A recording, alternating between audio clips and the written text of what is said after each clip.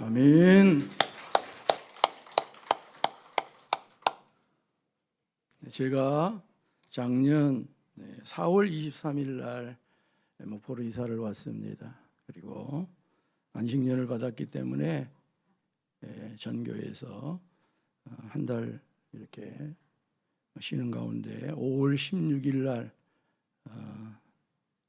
부임을 해서 채 1년도 담임 목사직을 하지 못하고 물러갑니다. 저는 부목사도 만 4년씩 했습니다. 제 목회에 있어서는 그런 면에서는 큰 오점입니다. 그러나 그게 뭐가 중요하겠습니까? 제가 사임을 하게 된 두 가지 이유를 제가 말씀을 먼저 드리겠습니다. 첫 번째로는 코로나가 확진된 가운데 모든 예배를 제가 인도한 책임 때문에 그렇습니다. 오미크론이 아무리 아무것도 아니라고 할 수 있을지 모르지만 제게 있어서는 팬데믹 때나 오미크론 때나 똑같은 중압감이 있었습니다. 그리고 1년 동안 오미크론에 대한 중압감은 저를 이루 말할 수 없이 힘들게 했던 게 사실입니다. 또 하나는 자칭 사역위원회 소위원회 통보문을 받았기 때문입니다. 3월 23일 수요일입니다. 그때 코로나 증상이 나타났습니다. 모 권사님께서 상담을 요청하셔서 아직 자가진단도 안 해봤던 때라 상담을 또 이렇게 하고 대화도 나누었습니다. 수요일 오후에 계속 누워 있었습니다. 24일, 25일 완전 다운됐습니다. 야, 이거 아니면 좋겠는데 하는 가운데 금요일 날 제가 자가진단을 했습니다. 코를 깊이 찔렸겠어요? 낮게 찔렸겠어요? 네, 낮게 찔렸습니다. 왜? 안 나오게 하려고. 네, 음성이었습니다. 그래서 27일 주일을 제가 예배 인도를 했습니다. 주일 오후입니다. 가정으로 속히 가서 제 아내와 둘이 자가진단을 했습니다. 둘 다 확진이 나왔습니다.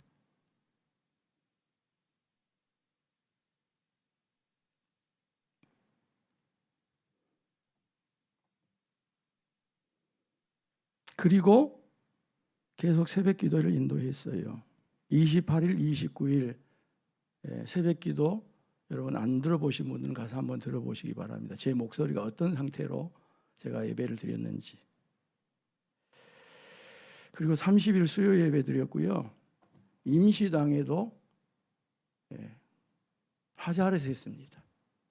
죄송합니다. 4월 3일 주일입니다.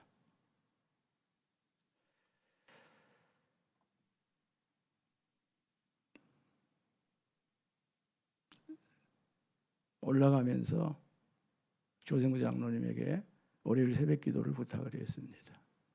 그리고 지금이라도 입원을 해야 될 상황이다 그런 생각을 했고 그게 아니면 저를 격리할 수 있는 방법이 저로서는 없었습니다. 그리고 제줄 때가 광주 모대학병원에 신경정신과의 간호사로 있습니다. 얼마나 까다로운지요. 저녁에 갔는데 코로나 이상무 다 거짓말했습니다. 물론 그때는 좀 시간이 지났지만 12시 반까지 응급실에 있다가 마음 답답한 탈진, 우울함 그리고 꺼졌어요. 그리고 집에 왔다가 90년에 제가 전임전도사로 시작했던 고백교회 집사님입니다. 그래서 화요일 날 아들하고 하는 상무지구의 박앤박 신경정신과 병원을 월요일 날 가고 싶다고 했더니 화요일 날 본인은 출근한다고 해서 화요일 날 거치는 과정을 했고요. 한마디로 말하면 이렇게 말합니다. 사가 목사님 화병입니다. 쉽게 말하면 스트레스를 너무 많이 받았고 그런 것들을 목사님이 좀 쏟아냈어야 되는데 계속 침묵한 것이 쌓였습니다. 그리고 조대병원에서 원래 약을 안 준대요. 그리고 내원을 해야 준대요. 근데 제 아들이 좀 부탁을 했던 것 같습니다. 그래서 12시 반에 기다려서 1시에 약을 갖고 왔고요. 약 먹지 않을 상태였습니다. 그리고 화요일 날 그 이야기를 박상학 교수님, 조선대학교 의과대학 학장하셨고요. 신경정신과에서 오래 계셨습니다. 융으로, 칼융으로 굉장한 전문가죠. 목사님 가지고만 있으면 안 돼도 위로가 됩니다. 그렇게 해서 내려왔고, 제가 내려와서 새벽기도 하루 하고 조정구 장로님 주치에게 말씀드렸더니 목사님 약을 잡수셔야 됩니다. 그래서 제가 순종해서 그때부터 약 먹기 시작을 했고요. 뭐 전혀 뭐 여러분들 염려할 만큼 그런 상황은 아니었는데 제게 있어서 코로나의 자가 진단으로 나온 상태 가운데서 여기 정은수 장로님이나 우리 강정래 권사님이나 어르신들하고 이 차이가 얼마 안 돼도 불구하고 제가 예배를 드렸다는 것으로 저는 심한 타격을 저 스스로 받았습니다. 이건 목사가 아니다. 양심의 가책도 받았고요. 기도하는 가운데 하나님 우리 어르신들 확진되지 않게 해주세요. 그렇게 하는데 그때 제가 깨달았습니다. 너 나를 만홀히 여기지 말라. 하나님을 만홀히 여긴다고 하는 것이 무엇인지를 제가 그때 깨달았고 기도를 못했습니다. 이게 제게 있어서 여러분에게 죄송스러운 부분이고 오리분중이라든지 일체 행정행위를 안 했다 할지 그런 부분 제가 다 책임지겠습니다. 그러나 장로님들과 카톡으로 했고요. 제가 전화를 내려놓고 있었기 때문에 제 아내와도 의논했고 또 제가 정은수 장로님은 어르신이기 때문에 통화도 한 과정도 다 있었습니다. 왜 그런데 그게 오리무중이라고 되었고 왜 그게 일체 행정행위가 없다고 그렇게 됐는지 누가 그렇게 말을 해서 이분들이 알게 되었는지 나 이건 잘 모르겠어요. 두 번째로 자칭 사역위원회 통보문입니다. 그 중에 이런 대목이 있어요. 현재 담임 목사로 재직 중인 상태에서 어떠한 행정행위, 병가 사용 등이 없이 자리를 비운 행동에 대하여 분명한 소명과 사후 대처 행위에 대한 부분을 사역위원회 통보를 분명히 요구하는 바임. 사역위원회가 아니 당회 위에 있습니까? 담임 목사 위에 있습니까? 양들이시다며요. 자, 그 다음이에요. 영혼 구원에 대한 갈급함이 보이지 않음. 얼마나 눈이 좋아야 이게 보인답니까? 현재 건강상의 문제로, 이 결정적입니다. 현재 건강상의 문제로 목회 사역을 계속하여 이어갈 수 있는지에 대한 의학적 소견과 치료 상황을 사역위원회에 통보를 요구함. 제가 지금 국무총리 나갑니까? 장관을 나갑니까? 여러분 그러더라도 이건 그렇게 내놓을 수 있는 것이 아니에요. 여러분 내놓으라면 제가 내놓으라면 여러분 내놓겠습니까? 왜 세상에서 이렇게 하지 않아요. 그래서 제가 목회권을 잃었구나 하는 생각을 한 거예요. 여러분 말과 말, 우리 하는 말과 글은 전혀 달라요. 말은요 그냥 하면 한 귀로 듣고 한 귀로 흘려버릴 수도 있어요. 그리고 그것이 잊혀져요. 그럴 수도 있어요. 말은. 근데 글은 다릅니다. 글은 뭘로 봐요? 눈으로 들어와요. 그리고 남습니다. 이렇게.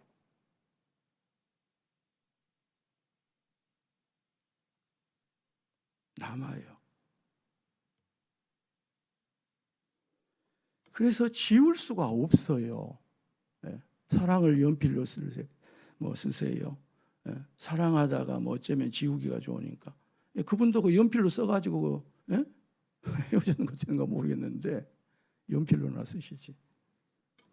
지워지지가 아니에요. 통보가 뭡니까? 담임 목사한테 통보. 뭘 통보를 합니까?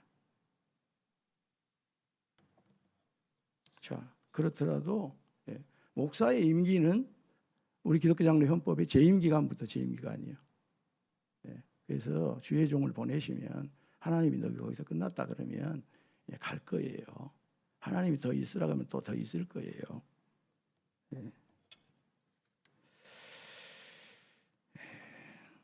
저 개인 사정 전혀 없습니다. 아무런 개인 사정 없습니다. 건강?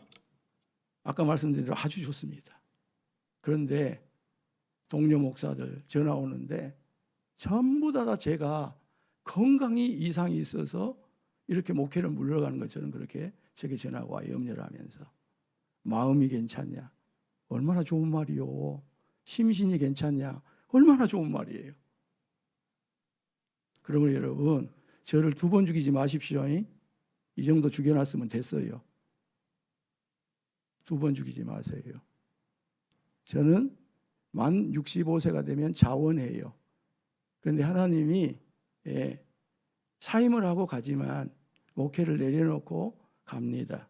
그래서 4년 앞당겨서 하나님이 자원은퇴 시켜주셨다 그렇게 가요. 그래도 종인이 하나님이 어딘가 합니다. 그런데 제가 개척했을 때 어느 그 공간 같은 것처럼 사람 하나도 없는 데 같은 것처럼 제 아내가 부탁을 해서 제가 그건 내가 들어주겠다 했어요.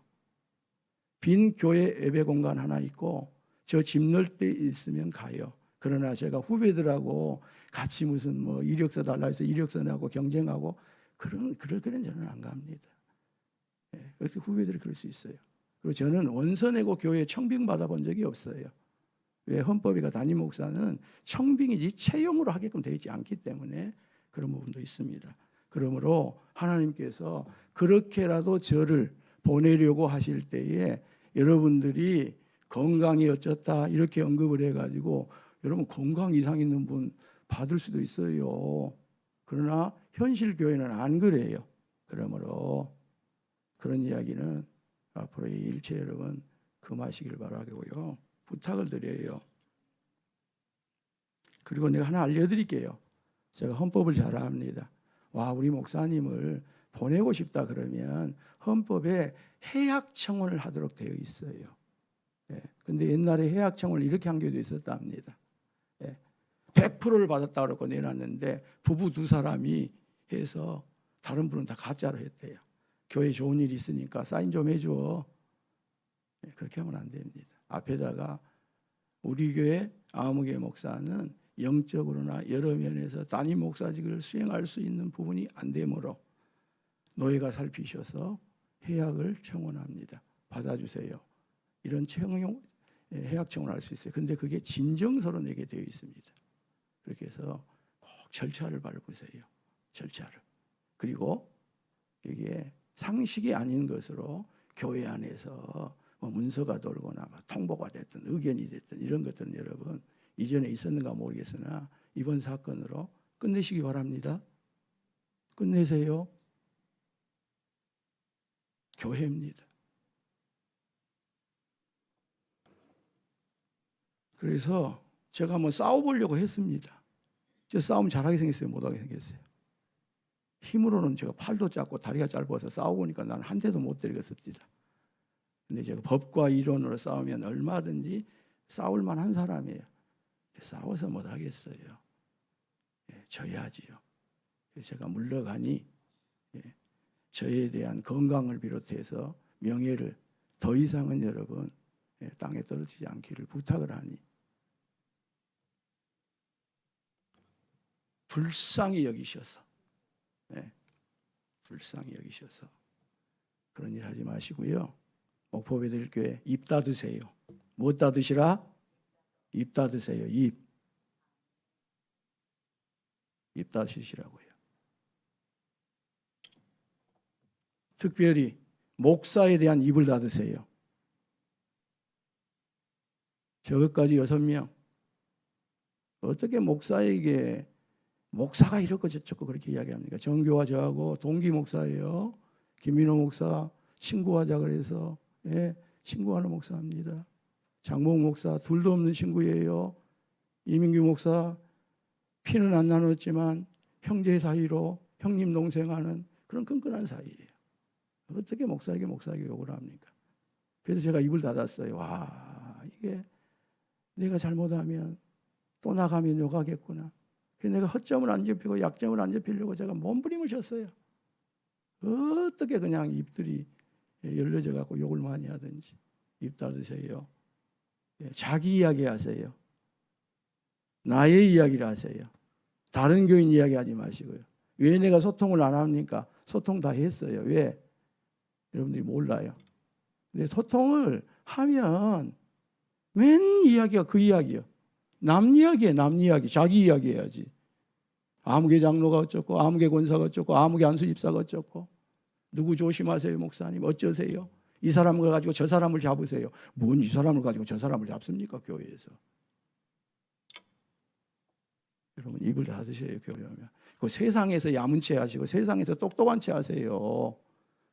교회 와가지고, 교회는요 견장을 떼고 오는 데예요. 교회는 뭘 떼고 오는 데요? 견장 떼고 오는 데예요. 여러분, 교회에는 특별석이 없어요. 다 떼고 오세요. 죄인으로 오세요. 그게 교회입니다. 죄송합니다. 좀 소리를 키우면 흥분했다 그러고, 좀 적게 하면 왜 그렇게 힘이 없냐 그러고, 안 들린다 그러고, 소리 지른다 그러고, 좀 열정적으로 하면 감정적으로 한다 그러고, 좀 지성적으로 하면 무심하다 그러고.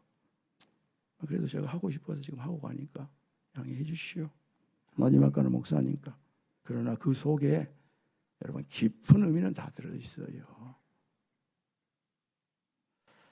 자, 설교할게요. 어린아이 같이 되라니까 무조건 다 어린아이처럼 되면 안 되죠. 그렇죠? 그 부정적인 어린아이를 성경에서 몇 가지를 말합니다. 첫 번째로가요, 고린도전서 3장을 보니까 고린도 교회 성도들을 신령한 자들을 대함과 같이 말할 수가 없어서 육에 속한 자 어린아이와 같이 대한다고 해요. 그래서 밥을 먹여야 되는데 어른인데 밥을 먹일 수가 없어. 그래서 계속 젖을 먹이는 거예요. 여러분 말씀도 젖만 먹으면 안 돼요. 이제는 젖을 떼세요. 밥을 잡수세요. 딱딱한 음식을 잡수세요. 갈비에 붙어있는 그 고기가 얼마나 맛있어요.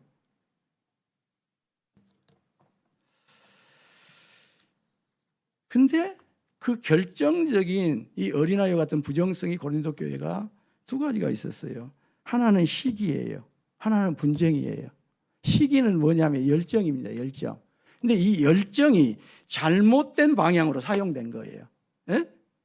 열정이 잘못된 방향으로 사용이 되다 보니까 사람에게 폐해를 줘요. 그리고 교회 공동체에 폐해를 줘요. 이게 시기입니다. 객관적으로 이게 좋은 거예요. 그런데 그게 잘못됐어요. 왜곡됐어요. 그러다 보니까 다른 사람에게 그 열정이 피해를 끼치는 거예요.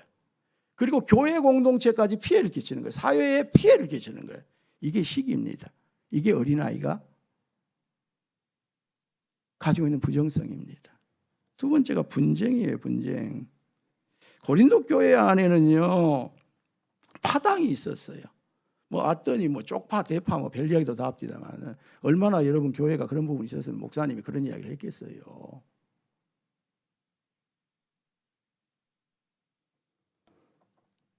바울파, 아볼로파, 게바파, 심지어는 예수파, 그리스도파 이게 다 있었어요. 고린도 교회 안에. 떠나니까 합니다. 제가 왜 목회를 하려고 하면 이야기하면 제가 죽어요. 그래서 떠나니까 해요. 그래서 떠날 때 하는 말이 진짜예요. 목포배들교회 오니까요 성도들이 전부 파당으로 다 나눠져 있어. 당회가 파당이야.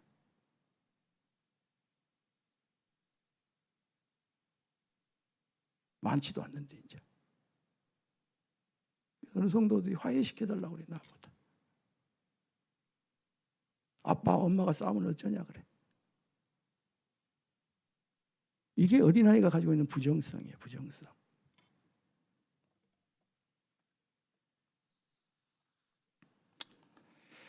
여러분 이런 파당 짓고 거기에 줄을 서는 사람은 사회적으로나 모든 면에서 아무리 대단해도 육신에 속한 자 올시다. 어린아이예요. 이건 세상에서 정치에 있는 부분이에요. 정치에서.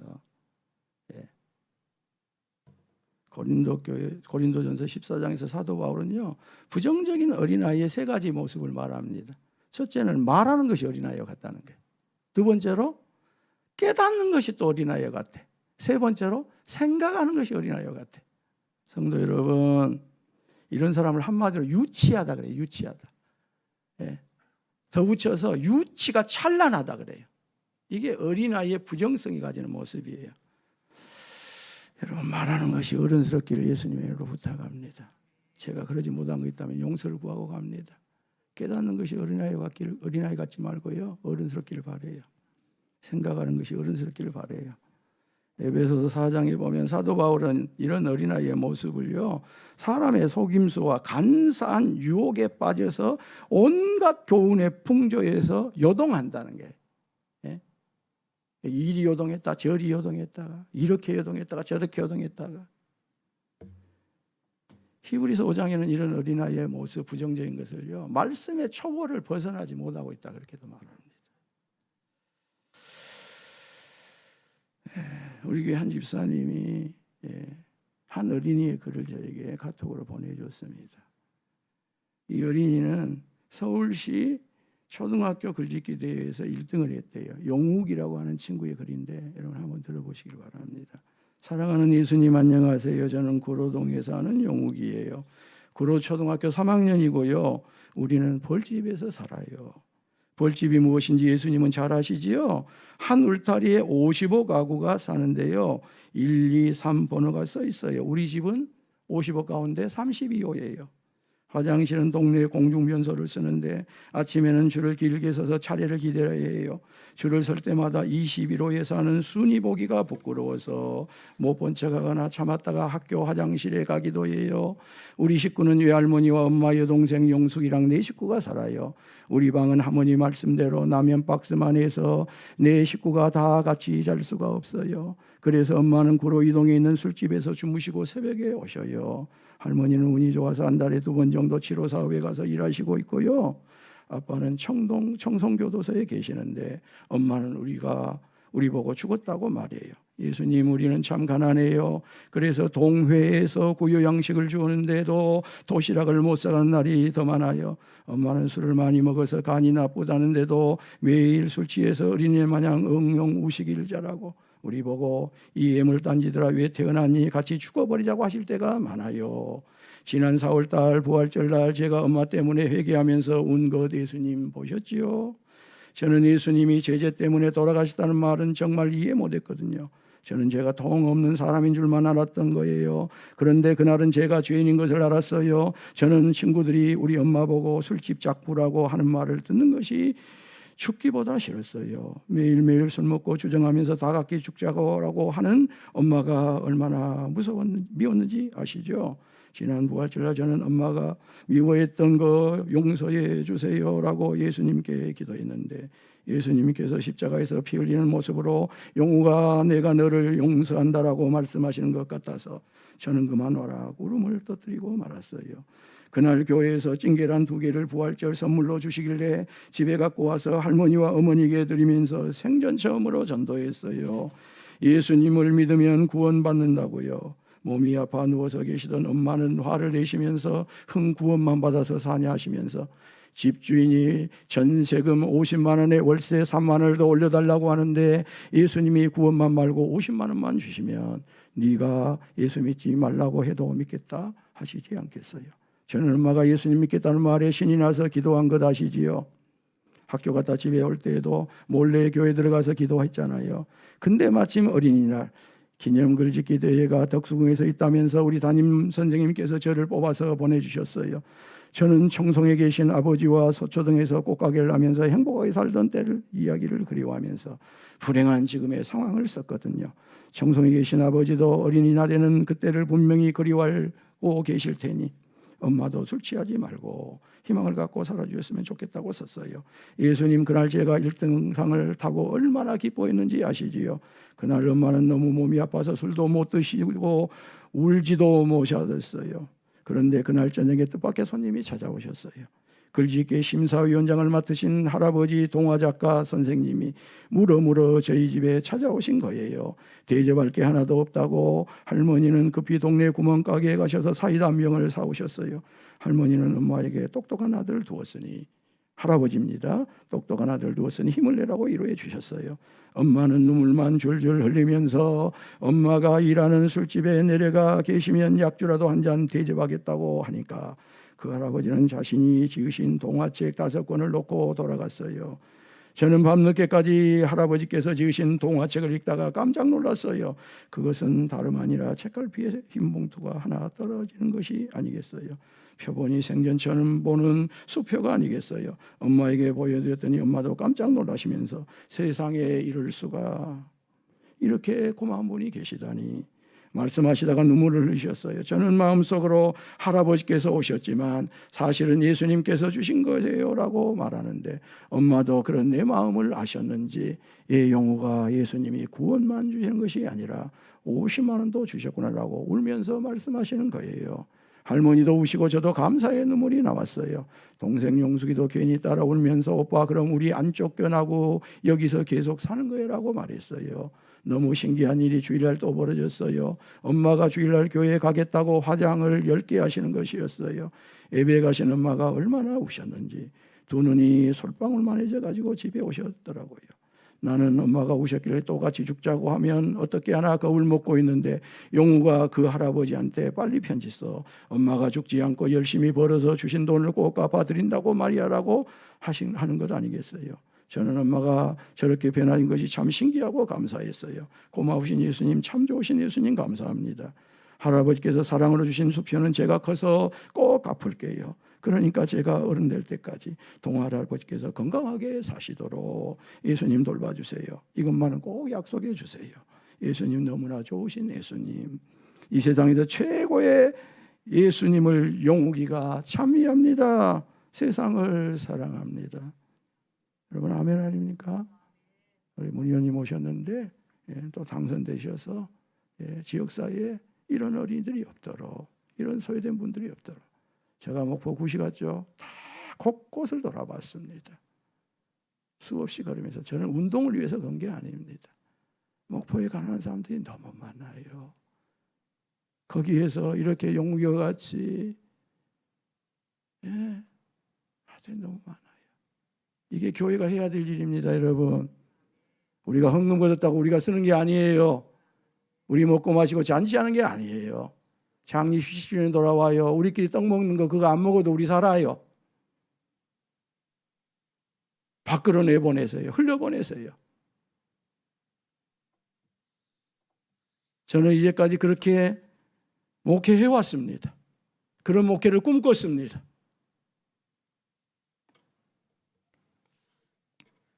여러분 보편적인 어린아이는 어떤 모습입니까?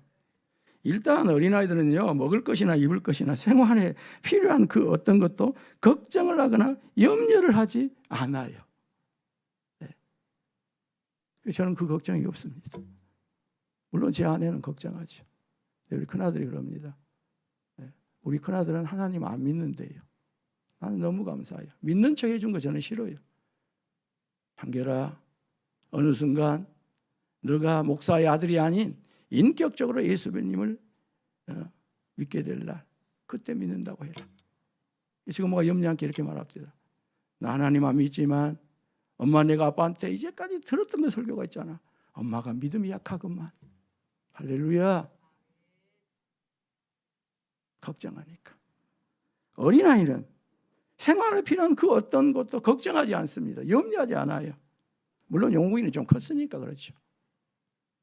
둘째로 어린아이는요, 부모님 곁을 떠나지 않습니다. 잠시는요, 나 나갈 거야. 그러지만요, 다시 쫄쫄쫄 들어와요. 부모님 치맛자락 잡고, 아버지 바지가랑이 잡는 거예요. 셋째로 어린아이는 순수예요. 순수함이란 건 뭐예요? 굳어지지 않았다는 거예요. 경도되지 않았다는 겁니다. 이게 어린아이예요. 고착되지 않았다는 거예요. 어떤 것에 딱 고착돼가지고 이것 아니면 안 되고 그대로 해야 되고, 이게 아니에요. 어린아이는 그게 순수함입니다. 그래서 얼마든지 순수하기 때문에 내 생각이나 내 신념이나 내 철학으로 하지 않아요. 그들에게는 그게 없어요. 그런데 넷째는 평화예요. 그 평화가 나타나는 것이 뭐예요? 웃음입니다. 저는 그대로 돌아갑니다. 이때로 돌아갑니다. 그래서 저는 제 아내하고요, 찬송 부르면 집에서 아주 볼장이 살았습니다. 보리대 춤을 추고 막장 춤을 추고요.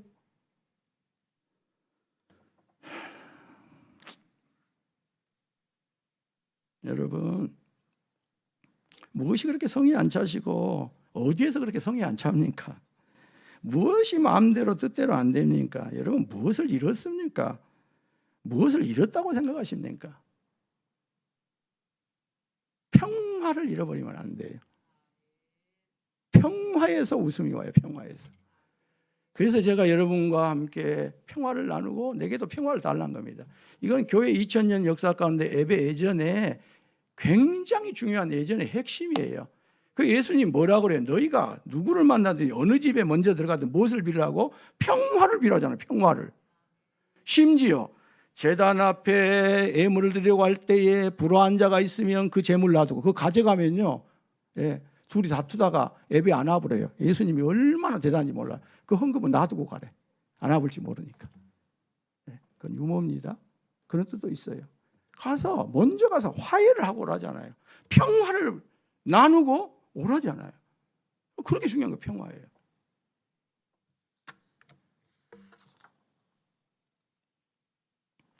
예수님께서 저와 여러분들에게 말씀합니다. 내가 진실로 진실로 너에게 이르노니 누구든지 하나님 나라를 어린아이와 같이 받들지 않는 자는 결단코 그곳에 들어가지 못하리라.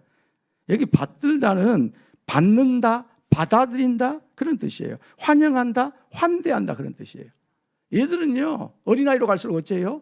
조금은 어색해도요, 금방 받고 받아들이고 환영하고 환대하고 얘들이 그러지 않아요.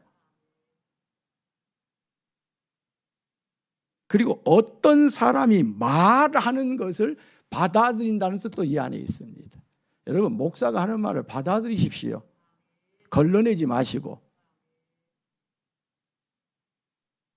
그게 써도 받아들이세요. 받아들이면 그 쓴 것이 내 안에서 달디달게 된다잖아요, 성경이. 여러분, 달디단 거 잘 잡수십니까? 설탕 막 팍 부어서 잡수십니까? 왜 그런데 그런 것만 잡수시려고 합니까? 교회에 오셔서. 그렇게 주는 것은 독을 주는 거예요. 양을 사랑하는 것이 아니요.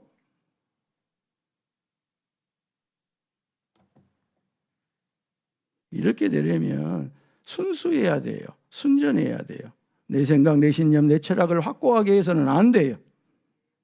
여러분, 이렇게 받들지, 받아들이지, 수용하지 않는 자는 천국에 들어가지 못하는데 어떻게 들어가지 못해요? 결단코 들어가지 못한다는 게 제 말 아닙니다. 예수님의 말씀이에요. 그러므로 여러분, 하나님 나라 우리 들어가야 되지 않아요? 하나님 나라 이루어야 되지 않아요? 그러면 어린아이로 돌아가셔요. 80이 됐든 90이 됐든 내 나이가 어쩐데, 어떤 분은 나 이런 분도 봤어요. 어떤 말만 하려고 하면 내 연세가 이렇게 나와요. 우리 한국 사회에서는 나이도 아니고 연세라 그러면 그 인정을 하잖아요. 어린아이로 돌아가십시오. 영원무후하신 하나님, 나이를 셀 수도 없고 계산도 할 수 없는 하나님에 보면 우리가 80을 잡았든 90을 잡수셨든 여러분 죄송합니다. 우리가 벌벌벌 기고 다니는 애기입니다. 애기. 90 잡순 어머니가 70 먹은 아들이 나가면 뭐라 그래요? 아야, 길 조심해라잉. 애기예요. 유치 찬란함이 아니라 단순함으로 가십시오. 수 없는 경우의 새를 셈하는 것이 아니라 순수함으로 돌아가십시오. 무엇보다도 염려 없음으로 돌아가십시오. 하나님을 철저하게 믿으십시오. 여러분, 하나님을 믿으십니까? 하나님을 의지하십니까? 하나님을 신뢰합니까?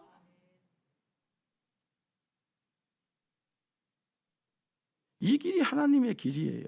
하나님 나라로 가는 길이에요. 원래는 제가 5월 8일 날 사임을 하려고 했습니다. 그렇게 당회에서도 또 의논도 되었습니다. 또 그 다음에 서로 덕담도 나눈 가운데 한 주가 앞당겨졌습니다. 그래서 수용했습니다. 85세인 제 모친께서 본뜻과는 전혀 상관없습니다. 누가 예수도 믿지 않는데 큰아들을 목사 되게 하려고 했겠어요. 막내를 목사되게 하려고 했어요. 이 불효가 일어났습니다. 근데 신앙도 우리 어머니는 별로 없으세요. 주일날 교회 가지만 설이 집사니까. 그 교회는 뭐 또 명예권사 또 그런 것도 안 줍니다. 그렇게 하나 줬으면 좋겠더만. 옥사를 둔 죄로 지금도 가슴을 죄고 있어요. 복음을 펴지 못하고 사셔요. 제가 오미크론이 확진되고도 예배를 견딜 수 없는 서대제가 밝혔던 것처럼 그 마음과 심신의 탈진으로, 일시적인 우울로, 여러분들이 말한 대로 일시적인 공황장애로 4월 6일부터 15일까지 쉬는 동안에 제 아내와 통화를 하는 가운데 이게 뭔가가 좀 일어나고 있구나 하는 생각을 가진 거예요. 왜요?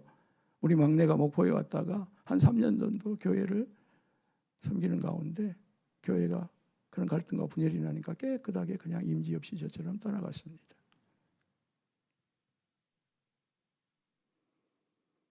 이게 또 이게 뭔 일이 일어나고 있구나 하는 생각을 한 거예요. 우리 어머니는 제가요, 그냥 큰아들뿐만 아니라 남편입니다. 여러분 어머니들 그러시잖아요. 우리 아내한테 이렇게 말했답니다. 아야, 한결이 아빠 목포에 쉬고 돌아가면 무조건 잘못했다고 빌어라. 우리 엄마의 마음입니다. 이게 다 우리 엄마의 마음이겠어요? 다 모든 어머니의 마음이지. 그래서 내가 다음 주에 설교를 하면 이 시를 언급하려고 했는데 오늘 마감하니 심순덕의 어머니는 그래도 되는 줄 알았습니다. 이건 여러분이 많이 알고 있을 거예요.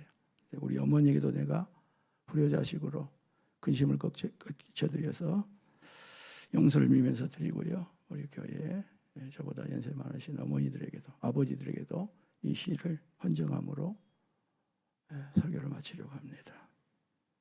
하루 종일 밭에서 죽어라 힘들게 일해도 어머니는 그래도 되는 줄 알았습니다. 찬밥 한 덩이로 대충 부뚜막에 앉아 점심을 때워도 어머니는 그래도 되는 줄 알았습니다. 한겨울 냇물에서 맨손으로 빨래를 방망이질해도 어머니는 그래도 되는 줄 알았습니다. 배부르다 생각 없다 식구들 다 먹이고 굶어도 어머니는 그래도 되는 줄 알았습니다. 발 뒤꿈치 다 해져 이불이 소리를 내도 어머니는 그래도 되는 줄 알았습니다. 손톱이 깎을 수조차 없이 닳고 문드러져도 어머니는 그래도 되는 줄 알았습니다. 아버지가 화내고 자식들이 속썩여도 끄떡없는 어머니의 모습, 돌아가신 외할머니가 보고 싶다. 외할머니가 보고 싶다. 그냥 넋두린 줄만 알았는데 한밤중 자다 깨어 방구석에서 한없이 소리 죽여 울던 엄마를 본 후로는 어머니는 그래서는 안 되는 것이었습니다. 목포에들께 어머니 여러분, 아버지 여러분 늘 건강하시고 댁내 좋은 일들이 많이 있기를 예수님의 이름으로 축복합니다. 아버지 하나님, 이 종이 부족하여 또 하나님이 이 교회에서의 담임 목사직을 거두시니 지체 없이 순종하여 오늘 이렇게 담임 목사직을 내려놓고 떠나갑니다. 이 종이 더욱 잘하지 못하여 교회를 더욱 평안하게 이끌지 못하고 부흥시키지 못하고 화해시키지 못하고 집만 놓고 이렇게 떠나갑니다. 우리 목포회대교회가 더욱 잘 되게 하여 주시고 짧은 기간이 있었으니 이 종이 이곳에서 완전히 잊혀지게 하시고 주님의 교회로 다시 거듭나는 역사가 있도록 복내려 주옵소서. 예수님 이름으로 기도합니다. 아멘.